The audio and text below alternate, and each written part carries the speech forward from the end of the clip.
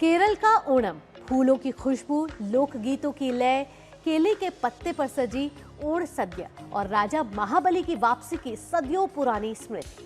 लेकिन बदलते समय के साथ ओणम मनाने का अंदाज भी बदला। घरों के आंगन से निकलकर ये उत्सव अब अपार्टमेंट, सामाजिक संगठनों और शहरों की सामूहिक बैठकों तक पहुंचा। नई पीढ़ी के साथ जुड़ी, तौर तरीके बदले, लेकिन ओणम की आत्मा आज भी वही है। देखिए इस रिपोर्ट के जरिए।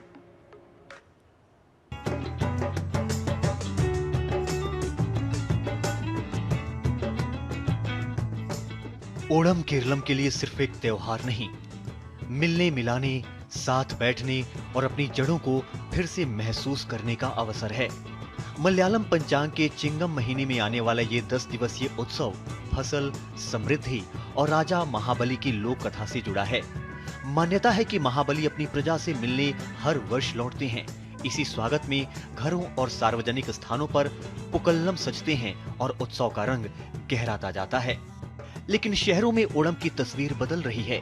बड़े आंगन और पारंपरिक संयुक्त परिवार की जगह अब अपार्टमेंट परिसर, क्लब और सामाजिक संगठन उत्सव के नए केंद्र बन रहे हैं। अलग अलग उम्र और पृष्ठभूमि के लोग एक साथ जुटते हैं, पुक्कलम बनाते हैं, थिरुवातीरा करते हैं, गीत गाते हैं और फिर एक साथ ओण सद्य का आनंद लेते हैं।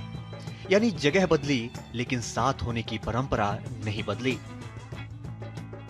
नई पीढ़ी भी इस बदलाव की कहानी का हिस्सा है। जेन जी और जेन अल्फा के युवा पारंपरिक केरल परिधान पहनकर लोक नृत्यों में शामिल होते हैं। शहरों में घर पर पूरी ओणसद्य तैयार करने की जगह कई परिवार होटल और रेस्तरां से पारंपरिक भोज मंगवाते हैं।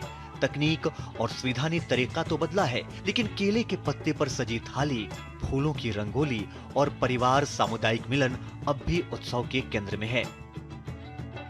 ओणम की खूबसूरती इसी मेल में है। थिरुवातीरा की लय हो या पुली कली का उल्लास, पुक्कलम की रंगत हो या ओणसद्य की मिठास, हर परंपरा लोगों को जोड़ती है।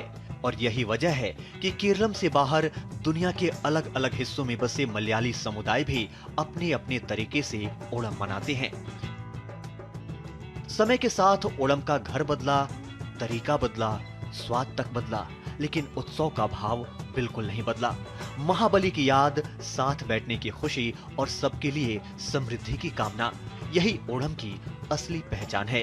परंपरा अगर समय के साथ चलती रहे तो वो सिर्फ बचती नहीं और समृद्ध होती है। Bureau report, DD news.